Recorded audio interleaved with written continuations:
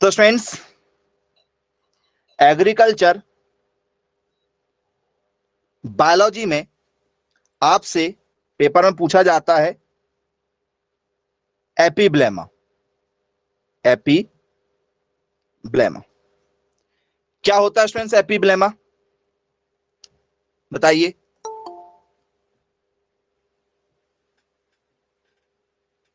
एपीब्लेमा क्या है? यदि आपने कभी पढ़ा होगा तो आपको पता होगा एपीब्लेमा के बारे में। तो सर ये एक प्रकार का अपूर्ण एपिडर्मिस है। यदि आपने एपीब्लेमा पढ़ा होगा तो आपको पता होगा ये कैसा होता है सर, ये अपूर्ण होता है। बोले यस, बिल्कुल ठीक। अब इसको सबसे पहले हम डायग्राम के साथ देखते हैं। इसको एक डायग्राम बना देते हैं। कुछ लोगों को अभी एपीब्लेमा ही समझ में नहीं आएगा कि ये कहां होता है। तो स्टूडेंट्स, आप लोगों ने पदार्थ की जब रूट देखा होगा, रूट जड़ों में होता है ये। बोले यस सर, पदार्थों की हमने रूट देखा है। इस टाइप से स्टूडेंट्स पदार्थ की मान चलो रूट है। तो स्टूडेंट्स ये रूट वाले स्ट्रक्चर होते हैं अंदर की ओर पूरे, और यहां पर बीच में सेंटर में कुछ चीजें होती हैं। बाकी सभी जगह क्या होता है सर? बाकी सभी जगह इनकी मूलीय त्वचा होती है। इस तरीके से रूट में कुछ इस तरीके से रोम छिद्र बने होते हैं। बोले यस सर, बिल्कुल इस तरीके से रोम छिद्र वगैरह बने होते हैं। और अंदर आपका जो है इसमें सारा, ठीक है, पोषक तत्व वगैरह जितने भी होते हैं वो सब अंदर की ओर चलते हैं। इनके अंदर जो सेल आपको दिखाई दे रहा है ना, ये इनके अंदर का ये भाग है। इस तरीके से भाग होते हैं। तो सर सबसे ऊपर जो हम जब जड़ों में देखते हैं तो हमें सबसे ऊपर क्या नजर आते हैं सर? सबसे ऊपर हमें रूट हेयर नजर आते हैं। फिर वो सर इस ऊपरी वाली सतह पर हमें क्या नजर आता है सर? हमें सबसे ऊपर नजर आता है एपीब्लेमा, जो इनकम्प्लीट है। सबसे ऊपरी वाली सतह पर तो है एपीब्लेमा। बोलिए सर। फिर यहां कहीं पर बीचों बीच में हमें क्या नजर आता है सर? हमें यहां पर नजर आता कॉर्टेक्स, जिसे हम लोग वल्कुट कहते हैं। जिसे हम लोग क्या कहते हैं? वल्कुट के नाम से जानते हैं। फिर इसके आसपास में हमें क्या नजर आता है सर? इसके आसपास में हमें नजर आता है एंडोडर्मिस। एंडोडर्मिस नजर आता है। बोलिए यस सर।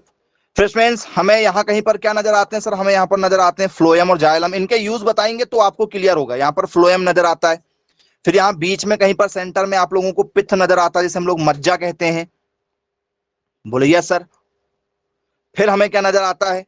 तो सर फिर हमें इन भागों पर कहीं ना कहीं क्या नजर आता है सर? जाइलम नजर आता है।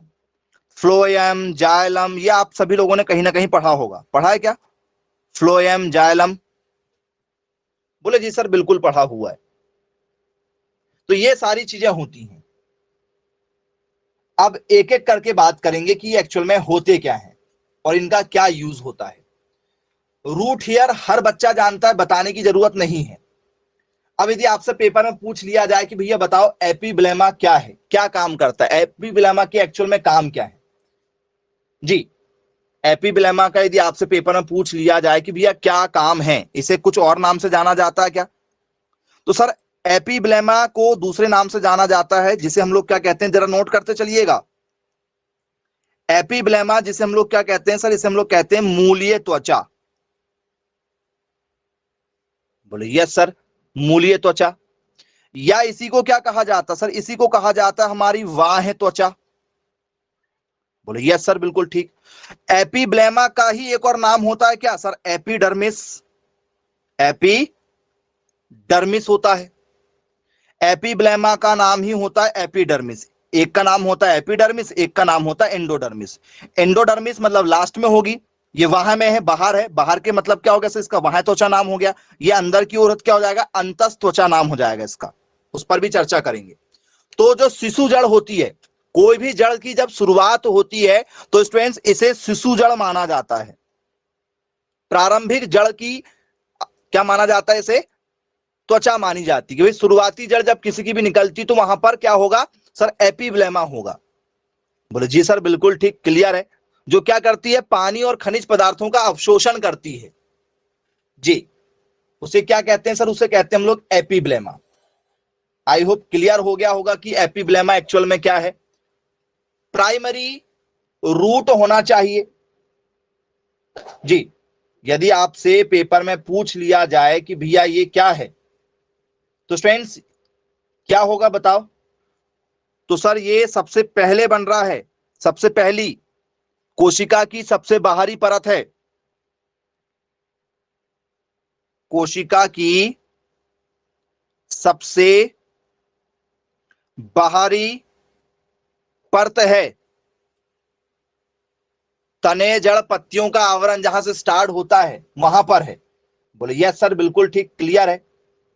तो स्टूडेंट्स, इस पर क्वेश्चन पूछा जाता है कि ये निर्माण किसका करती है। तो स्टूडेंट्स, ये निर्माण करती है, एपिब्लेमा जो निर्माण करती है वो निर्माण किस चीज का करती है सर? निर्माण करती है प्रोटोडर्म का, प्रोटोडर्म का। अब ये प्रोटोडर्म क्या है? प्रोटोडर्म क्या चीज होती है? ये प्रोटोडर्म का निर्माण करती है। अब ये प्रोटोडर्म क्या होते हैं? एनीवन कोई बताना चाहे कि सर हमने पढ़ा हुआ है प्रोटोडर्म के बारे में, बताइए जरा, किसे कहते हैं भाई प्रोटोडर्म? एनीवन, क्या है प्रोटोडर्म?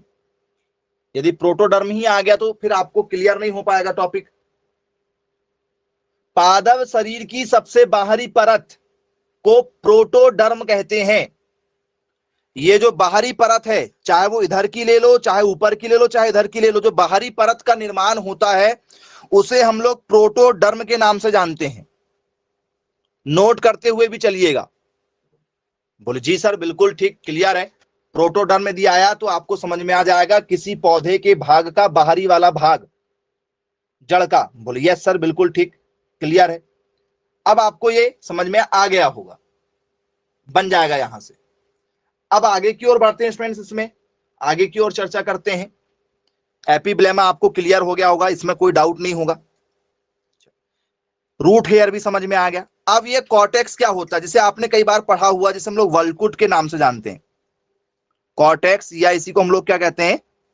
वल्कुट कहते हैं। अब ये क्या चीज होती है भैया वल्कुट? पेपर में आ जाए भी, वल्कुट क्या चीज होता है, कॉर्टेक्स क्या होता है, क्या काम करता है कॉर्टेक्स? एनीवन जो भी आपको पता हो आप बता सकते हैं, पढ़ा होगा आपने तो। कॉर्टेक्स क्या है? तो सर कॉर्टेक्स, वल्कुट, या इसी को क्या कहते हैं सर? इसी को छाल कहा जाता है। इसी को क्या कहा जाता है सर? छाल भी कहा जाता है। अब बन जाएगा, क्या काम होता है छाल का? छाल का क्या काम होता है बताओ?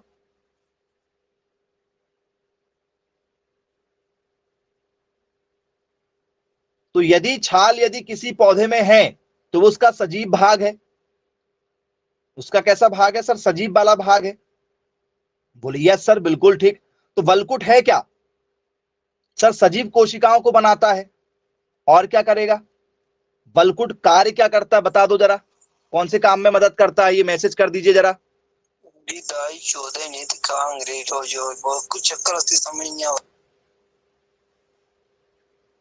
क्या करेगा भाई ये?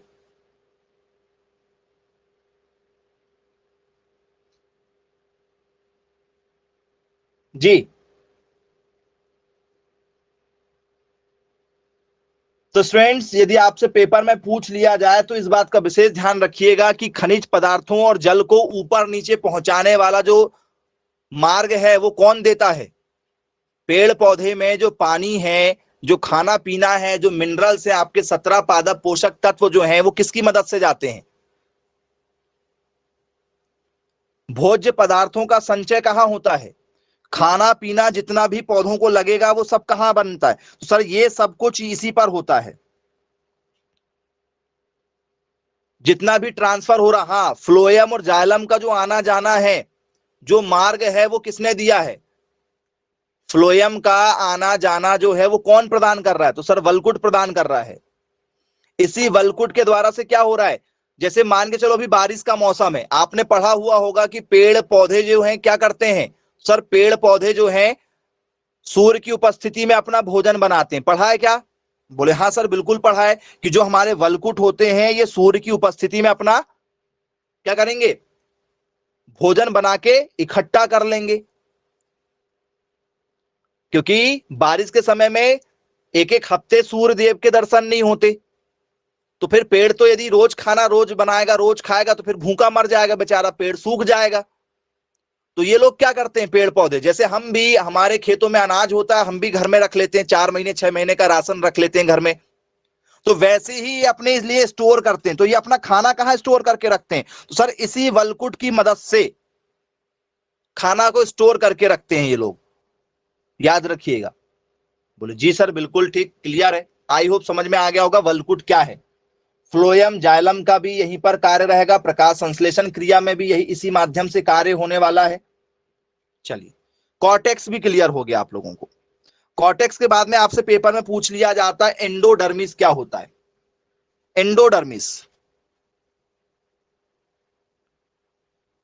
एंडोडर्मिस का मतलब होता है अंतस त्वचा। अंतस त्वचा, आप लोग अपने हिसाब से डेफिनेशन बना के लिख लीजिएगा यदि आप भूल जाएं तो। अब ये क्या करता है, तो सर वल्कुट की अंदर वाली क्या है, ये एक त्वचा है, अंतस त्वचा नाम में लिखा हुआ है, अंदर वाली त्वचा। ये क्या काम करती है, अंतस त्वचा का काम क्या होता है जी।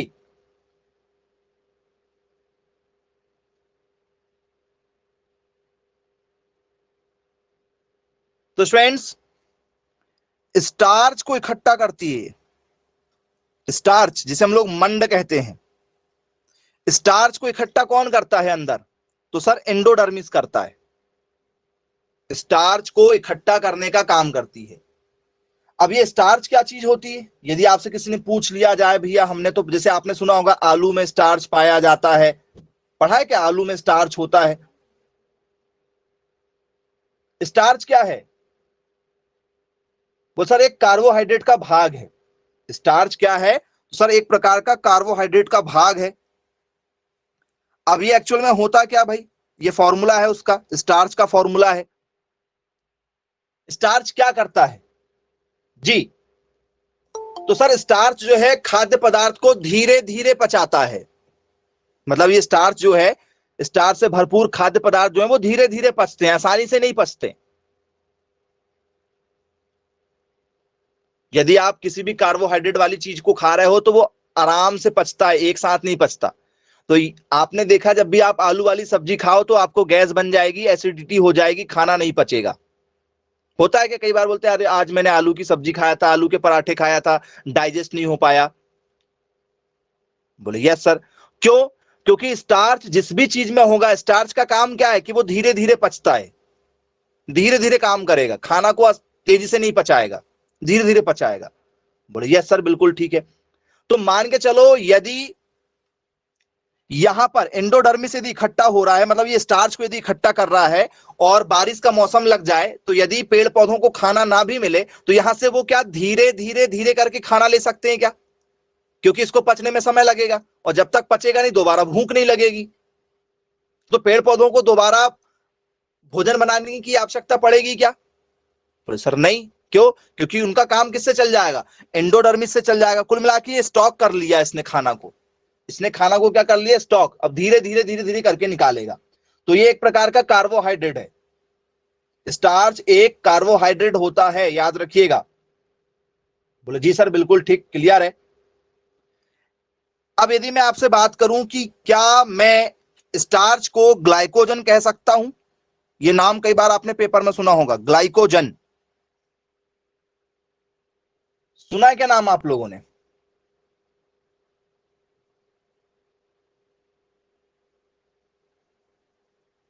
सुना है, यस सर, ग्लाइकोजन सुना हुआ है हमने। स्टार्च का ही नाम है ग्लाइकोजन। स्टार्च का ही नाम क्या है सर, स्टार्च को ही हम लोग क्या कहते हैं, ग्लाइकोजन के नाम से जानते हैं। बोले यस सर बिल्कुल ठीक, क्लियर है। पेपर में यदि हमसे क्वेश्चन यदि यहां से आता तो आसानी से बन जाएगा। चल ठीक है। अब स्टूडेंट्स, ये टॉपिक आपका यहां पर क्लियर होता है। एपिब्लेमा हो गया आप लोगों का, बोले यस सर बिल्कुल ठीक, एपिब्लेमा हो गया। अब एपिब्लेमा के साथ में और क्या पूछा जाता है बताओ, एपिब्लेमा के साथ में एक क्वेश्चन और पूछा जाता है। वो सर एपिब्लेमा के साथ में हमसे पेपर में पूछा जाता है एपिडर्मिस, बन जाएगा। जो टॉपिक अभी आपको बताए हैं एपिडर्मिस, किसे कहते हैं एपिडर्मिस, ये एपिब्लेमा है। अब आपसे एपिडर्मिस पूछ लिया जाएगा, ये एपिडर्मिस क्या है जी। एपिडर्मिस यदि आपसे पेपर में दिया जाए कि भैया हमने एपिडर्मिस तो कभी नहीं पढ़ा है, एपिडर्मिस क्या चीज होता है, कैसे काम करता है, तो सर ये मुख्य कार्य सुरक्षा और जल योजन प्रदान करता है। क्या प्रदान करता है सर? मुख्य कार्य सुरक्षा, उसको ये प्रदान करता है। एक एक पॉइंट पर बात करेंगे, ठीक है, कैसे होगा, कहां होगा, तो कहां पाया जाता है ये सर? रूट में देखने को मिलेगा। बोलिए सर, बिल्कुल ठीक, क्लियर है। तो इसका काम क्या है? इसका काम है कार्य सुरक्षा। एपिडर्मिस का काम क्या है सर? कार्य सुरक्षा। और क्या काम है? जल योजन। कार्य सुरक्षा और जल योजन, ये दो इसके काम है। बोलिए यस सर, बिल्कुल ठीक, क्लियर है। और पौधों को किसी भी प्रकार के रोगों से लड़ने की सुरक्षा कौन प्रदान करता है? तो सर पौधों को रोग रोधी बनाने के लिए बॉडी एंटीबॉडी बनाएगा उसकी, उसके लिए कौन जिम्मेदार है? तो सर ये एपिडर्मिस जिम्मेदार होता है। यह है पौधों को, यह है पौधों को क्या देता है? आंतरिक सुरक्षा। यह पौधों को आंतरिक सुरक्षा, ठीक है, तथा रोगों से, रोगों से लड़ने की, रोगों से लड़ने की क्षमता प्रदान करता है। कौन? एपिडर्मिस। बोलिए यस सर, बिल्कुल ठीक। क्या लिखेंगे? It protects, it protect the internal tissue, internal tissue of the plant, of the plant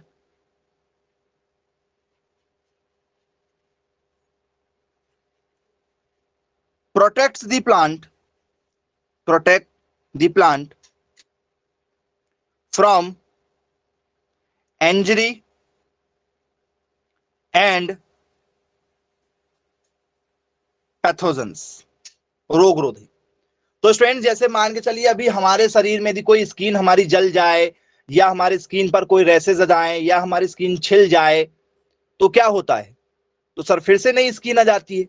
पेड़ पौधों की यदि आप छाल को निकाल लें, या पेड़ पौधों की किसी टहनियों को यदि आप हल्का सा काट दें, कुछ समय बाद जाकर देखेंगे वहां पर फिर से क्या हो जाता है? नई टहनियां आ जाती हैं और बिल्कुल वो पुराने जैसा हो जाता है। या किसी पेड़ को कोई बीमारी लग जाए तो हम लोग क्या करते हैं? एंटीबायोटिक छिड़काव कर देते हैं, स्प्रे वगैरह कर देते हैं, पेस्टिसाइड डाल के, कीटनाशक छिड़काव करके। बोलिए सर, सब ठीक कर देते हैं। तो स्टूडेंट्स एपिडर्मिस क्या करता है? उस चीज को, रोगों से लड़ने की क्षमता प्रदान करता है। चलिए ये भी आपको क्लियर हो गया होगा, यहां भी आपको कोई डाउट नहीं जाने वाला है। बन जाएंगे क्या? यदि आपसे पेपर में यदि क्वेश्चन यदि यहां से पूछ लिए जाए,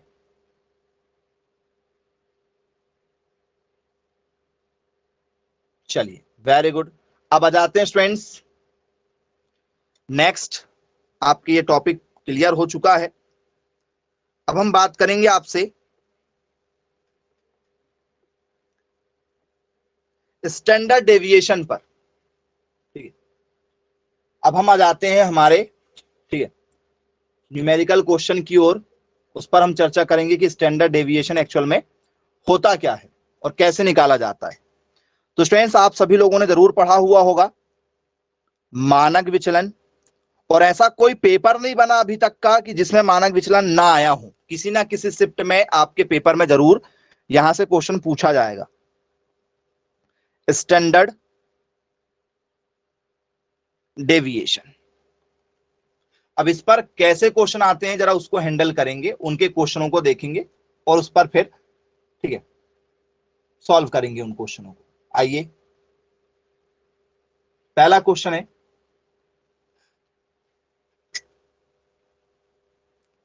फाइंड द स्टैंडर्ड डेविएशन, ठीक है, मतलब स्टैंडर्ड डेविएशन फाइंड करने के लिए आएगा, अपन क्वेश्चन ही ले लेते हैं। ऐसे क्वेश्चन मिलेंगे आपको।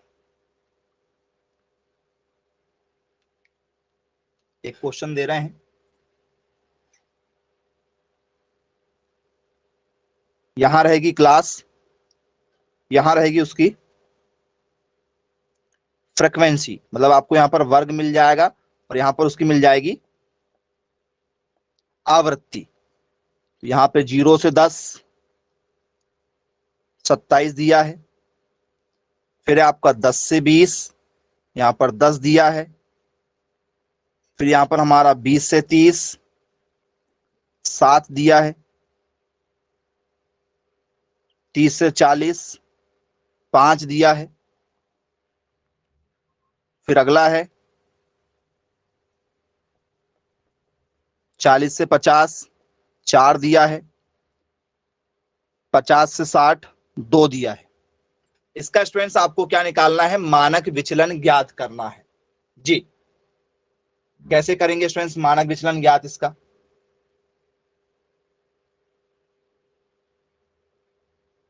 स्टैंडर्ड डेविएशन निकालने के फॉर्मूले भी होते हैं। इस क्वेश्चन को यदि आप सॉल्व करना चाहें तो सॉल्व करके आंसर लाना चाहें तो आप वो भी ला सकते हैं।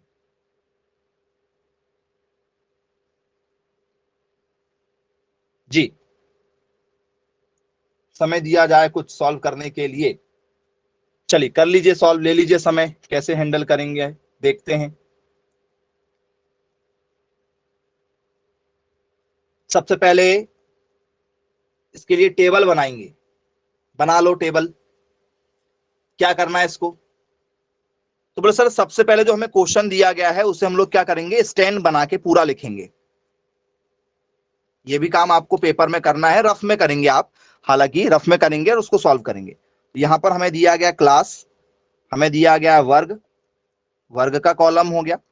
जो हमें फ्रीक्वेंसी दी जाएगी, ठीक है, हमें जो पेपर में क्या दी जा रही फ्रीक्वेंसी, तो फ्रीक्वेंसी का हम लोग एफ लिख लेते हैं। यहां पर हमें एफ का मान दिया, ये दो चीजों के कॉलम हमें बनाना ही बनाना है क्योंकि ये हमें क्वेश्चन पेपर में दिए जाएंगे। क्या है सर, 0 से 10 है, 10 से 20 है, 20 से 30 है, 30 से 40 है, 40 से 50 है और 50 से 60 है। यहां पर वैल्यू क्या है, 27 है, 10 है, 7 है, 5 है, 4 है।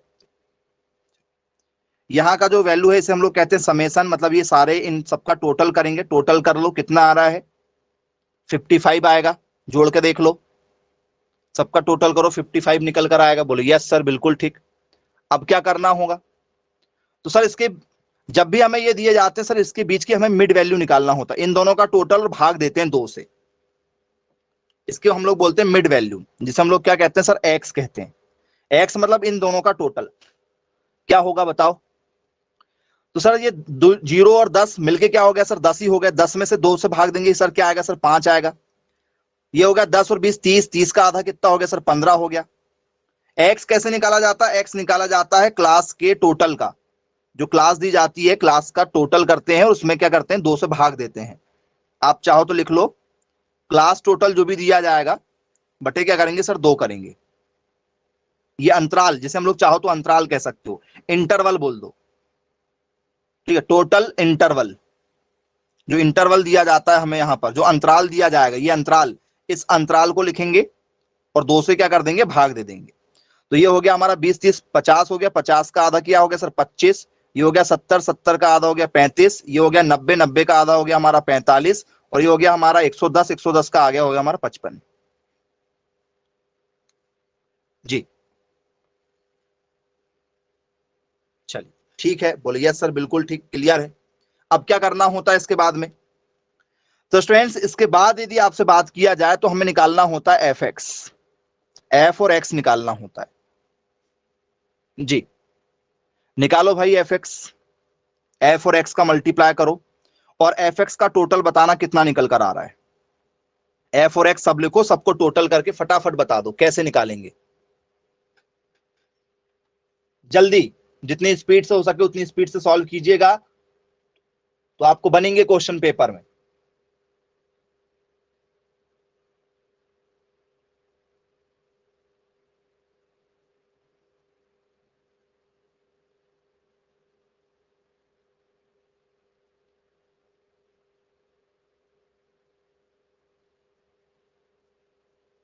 कैसे निकल कर आएगा, कितना आ रहा है बताओ जल्दी से।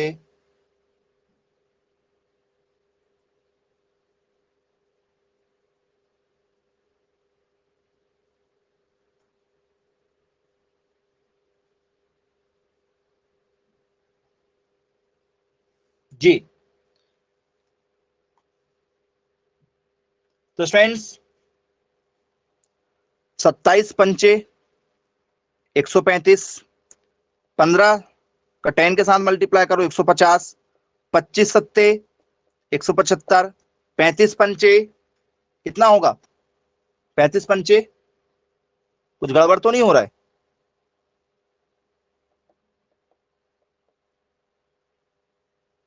क्या करना है, 35 पंचे 175 होगा ये, इसका भी 45 दूनी 90, और ये कितना हो गया सर 180 हो गया। 55 दूनी कितना हो गया सर 110 हो गया। आपस में सबका टोटल करो,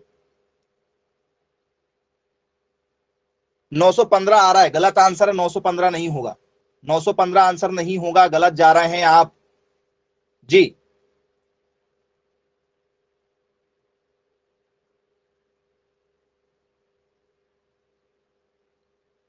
920 होगा, गलत है। प्लस भी करना नहीं आ रहा क्या बेटा, प्लस करना नहीं आ रहा तो फिर क्या होगा आपका एग्जाम में जी।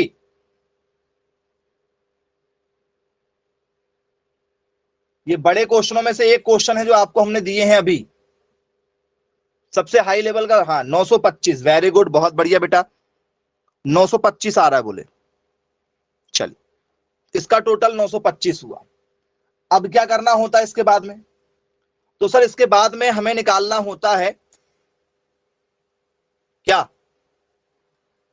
एफ एक्स का स्क्वायर, एफ और एक्स का स्क्वायर।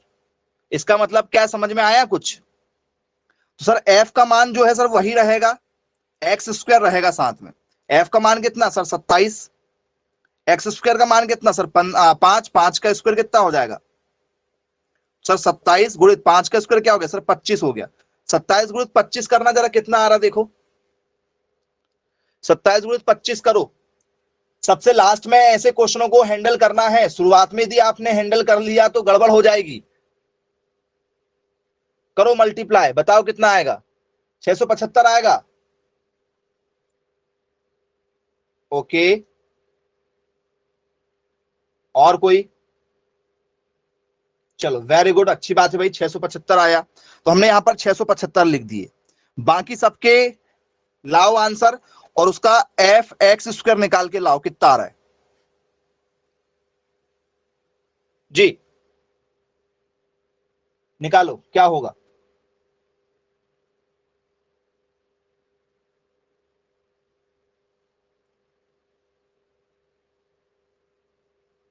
बताइए, फाइनल आंसर दीजिए। सॉल्व करना पड़ेगा, धीरे धीरे धीरे धीरे प्रैक्टिस करिए, आएगा आंसर।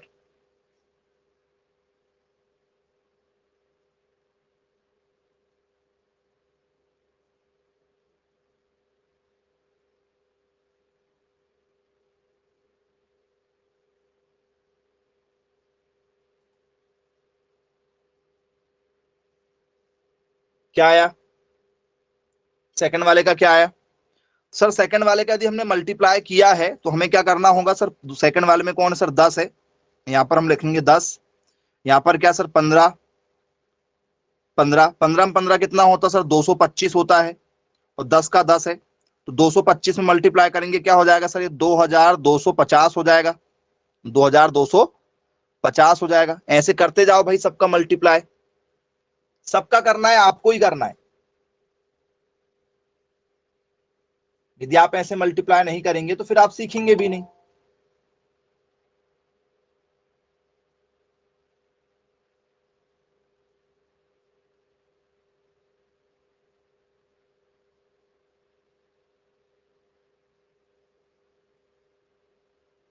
जी। किस आंसर के साथ जाएंगे आप,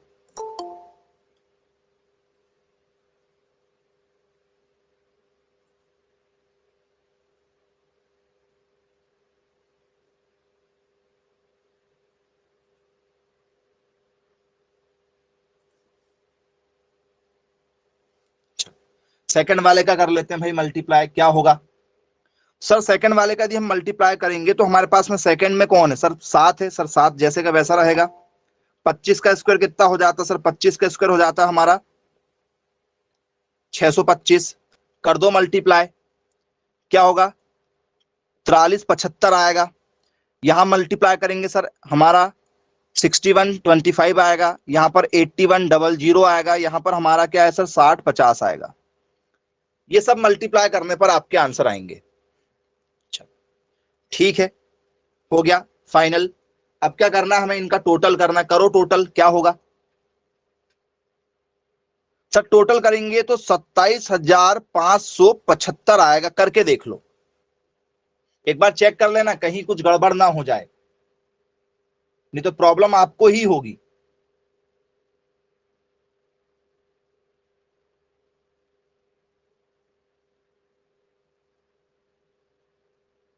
सर जी,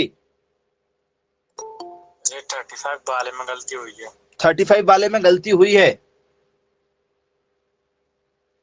क्या गड़बड़ हुआ है? ये वाले में गड़बड़ हुआ है, ये आंसर में।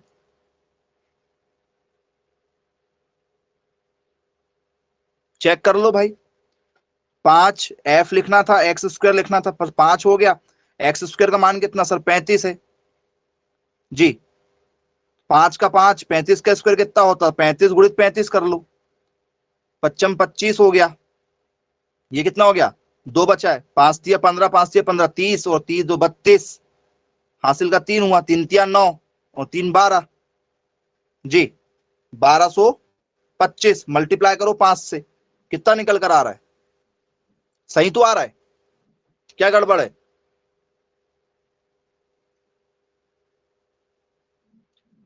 जी, अब क्या करना होगा, कैसे हैंडल करेंगे आप? तो स्टूडेंट्स, अब हमें जब भी ऐसे कोई क्वेश्चन यदि आएंगे तो सबसे पहले हमें निकालना है एन का मान। एन क्या होगा? तो सर इस वाले भाई को एन कहते हैं। अब आपका ये हो गया, टेबल बन चुकी। टेबल बनाने में कोई बड़ी दिक्कत तो नहीं है। आपको ये दिया जा रहा है और एफ दिया जाएगा, इतना तो आपको क्वेश्चन पेपर में ही मिल गया। सारी कहानी, इनके बीच का आधा निकाल दिए, एक्स निकल गया। इन दोनों का मल्टीप्लाई एक बार किए, फिर ये निकाल दिए। कोई बड़ी ऐसी टेंशन वाली बात नहीं है कि आप नहीं निकाल पाओगे। बस इतना है कि मल्टीप्लाई करना आपको आना चाहिए, समय उसी में लगेगा सबसे ठीक है। बोलिए सर, बिल्कुल ठीक, ऐसे क्वेश्चन बन जाएंगे। इसको क्या कहते हैं सर? इसको हम लोग कहते हैं एन। इसको हम लोग क्या कहते हैं? एन कहते हैं। ये एन का मान है, याद रखना। एन और सिग्मा एफ ये एक ही चीज होती है। एन और सिग्मा एफ हमारी क्या है? एक ही चीज होती है। चलो ठीक, क्लियर है। अब हमें यहां पर क्या निकालना? ये एन हमारे पास में है, इसको हम लोग एन कहते हैं। आप चाहो तो एन कह दो या तो एफ कह दो। अब हमें सबसे पहले निकालना है इसका माध्य है। हमें सबसे पहले क्या निकालना है? इसका मीन निकालना है, जिसे हम लोग कैपिटल एम भी बोलते हैं। ये हमें निकालना है।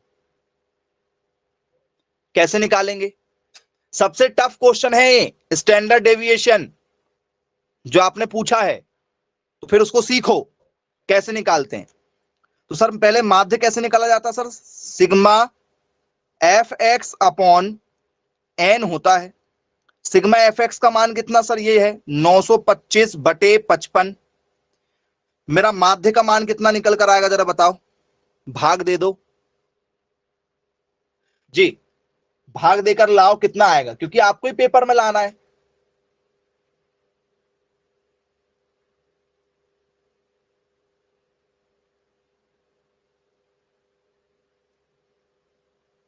जी,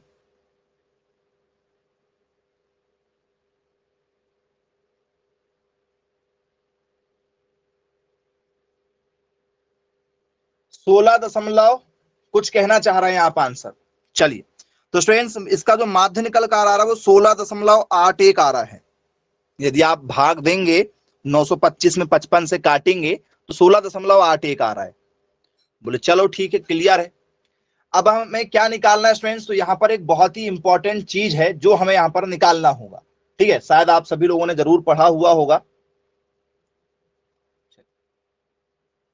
वेरिएंस सुना है? वेरिएंस क्या चीज होती है? किसे कहा जाता है? बोले यस सर, सुना हुआ है हमने। तो स्टूडेंट्स अब हमें निकालना है यहां से विचरण। जब तक विचरण नहीं निकलेगा, जब तक विचरण नहीं निकलेगा तब तक आंसर नहीं आएगा। विचरण निकालना है। सर ये विचरण क्या चीज होती, पहली बार पढ़ रहे हैं, बस पहली बार ही पढ़ोगे आप और पेपर में दूसरी बार देख के आओगे। तो विचरण क्या होता है? सर विचरण का फॉर्मूला होता है 1/n-1, 1/n-1, ठीक है, ब्रैकेट में एफ एक्स का स्क्वायर, एफ एक्स का स्क्वायर, ठीक है, या चलो छोटा ब्रैकेट बना लो, एफ एक्स का स्क्वायर, ये 1/n-1 एफ एक्स का square minus 1/n F x का होल स्क्वायर। ये फॉर्मूला होता है। इस फॉर्मूले में आपको वैल्यू रखना है जी, ये फॉर्मूला होता है, ठीक है। हाँ जी, पेपर में रूल आएगा। यदि आप 11th-12th में होते तो आपको 10 नंबर के लिए आ जाता पेपर में, तो भी ठीक था, बोले आप बोले चलो 10 नंबर मिलेंगे। 5 नंबर के लिए भी नहीं आता, 10 नंबर के लिए देगा पेपर में, लेकिन यहां पर एक ही नंबर मिलेगा। चलो अब हमारे पास में जो जो वैल्यू है वो रखेंगे।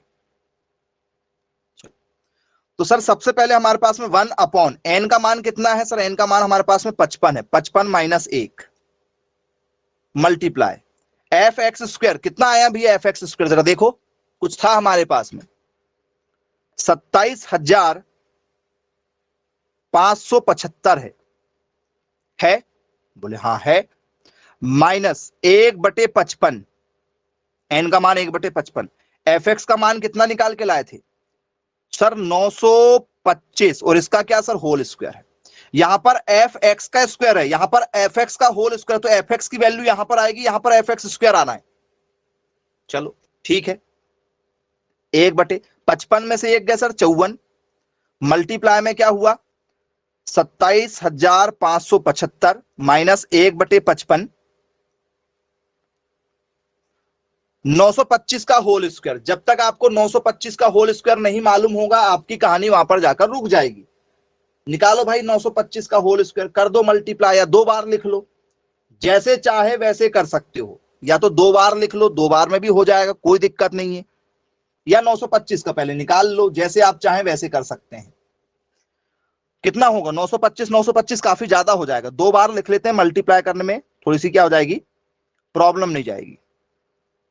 चलो अब हुआ क्या ये, तो सर ये ऊपर जा रहा मल्टीप्लाई में, तो सर ये तो बन रहा कुल मिला के हमारा 27,575 बटे में 54 बन रहा है, और ये हमारा हो गया 925 गुणित 925, और बटे में क्या आ रहा सर? 55 आ रहा है।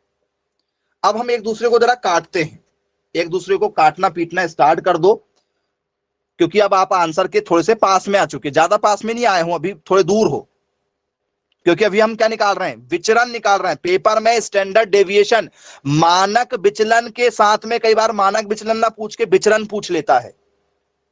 55 से भाग दे दो, ये सॉरी 54 से भाग दे दो, कितना होगा 54 से भाग देंगे तो सर लगभग लगभग ये 510 के आसपास में आएगा, 510.6। भाग देकर देख लेना, फुर्सत से दे भाग दो। जब पूरा पेपर हो जाएगा तो जो भी स्टैंडर्ड डेविएशन का क्वेश्चन आएगा उसको आराम से बैठ के सॉल्व करना, ठीक है। चलो फिर क्या होगा, तो सर इसके बाद में 925 गुणित 925 आपस में मल्टीप्लाई करो, चाहे या किसी एक को काट दो, जिसको भी आप जैसा करना चाहें। जैसे 925 में आपने किससे काट दिए? 55 से काट दिए। तो यदि इसको हम यदि 55 से काटते हैं तो ये 16 दशमलव क्या होगा 81 आएगा, उसमें 925 से मल्टीप्लाई कर दो। जो भी आप फाइनल आंसर लाना चाहते हैं वो मल्टीप्लाई करके जरा लेकर आइएगा। मेन गेम मल्टीप्लाई का है।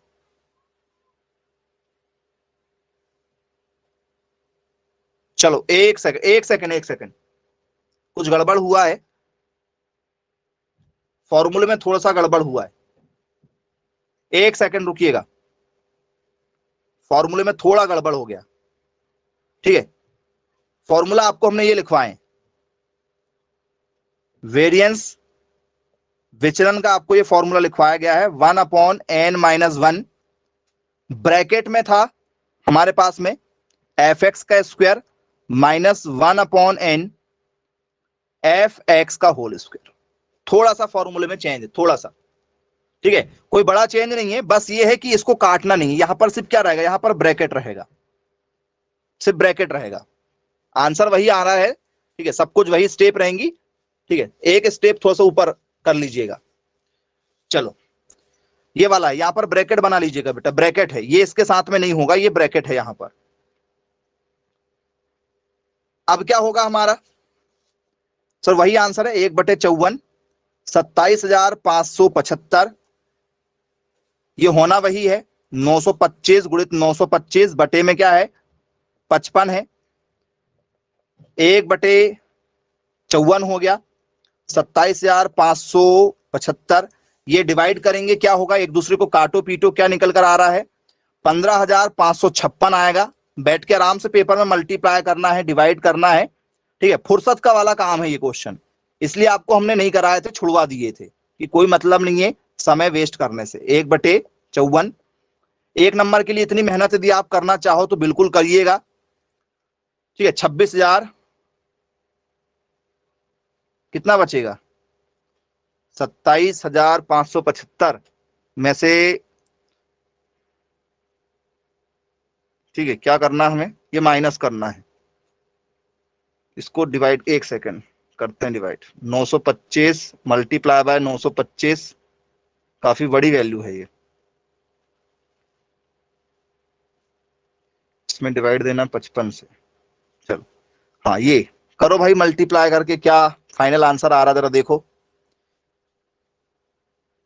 ये बहुत मेहनत वाला क्वेश्चन है, 12,009 आ रहा है। अब ये 54 से भाग देना है इसको, 2 भाई 54 से भाग, 222.5, ये आपका वेरिएंस निकल कर आया है। अभी आपका आंसर नहीं आया है, अभी कितना है सर, ये अभी विचलन निकल कर आया है क्या, बोल सर नहीं, विचलन तो निकल कर नहीं आया है। क्या निकल कर आया, ये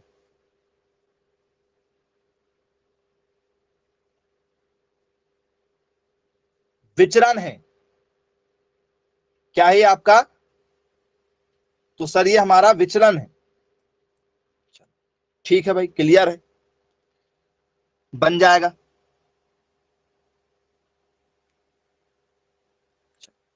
तो ये हमारा क्या है, विचरण है। अभी स्टैंडर्ड डेविएशन लाने के लिए थोड़ी सी मेहनत और करना है, सिर्फ एक स्टेप और जाना है। जब भी हमसे क्या पूछा जाएगा, विचलन पूछा जाएगा, मानक विचलन जब भी पूछा जाएगा, तो विचलन कैसे निकालते हैं, जो भी विचरण होता है वो उसे अंदर लिखा जाता है, विचरण अंदर लिखा जाता है, खत्म। 222.5 का क्या निकालना है, रूट निकालना है। ये किसका होगा आंसर,